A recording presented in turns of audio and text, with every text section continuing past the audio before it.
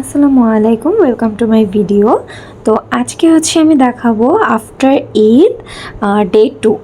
তো ডে 2তে আমি কী কী এক্সারসাইজ করলাম সেটা হচ্ছে ফার্স্টেই আমি হচ্ছে চিন আপস দিব। দেন চিন আপসের সেট কমপ্লিট করে আমি হচ্ছে পুল আপস দিব। অবশ্যই ট্রাই করবেন পুল আপস দেওয়ার টাইমে যাতে হচ্ছে আপনার পজিশন বা পশ্চার ঠিক থাকে, নাহলে কিন্তু খুব ইনজুরি হওয়ার অনেক চান্সেস থাকে। তো পুল আপস শেষ করে আমি হচ্ছে আমার আরেকটা মেশিনে চলে যাবো, লেট পুল ডাউন। যেহেতু আমি হচ্ছে অনেক দিনের একটা গ্যাপের পরে আবার এক্সারসাইজ শুরু করেছি, তো হচ্ছে ট্রাই করব একটু বেশি সেট দেওয়ার, যাতে একটু বেশি ক্যালোরি বার্ন হয় আর কি। সো পুল ডাউন দেওয়ার পরে আমি হচ্ছে আবার দিব কেবল রো।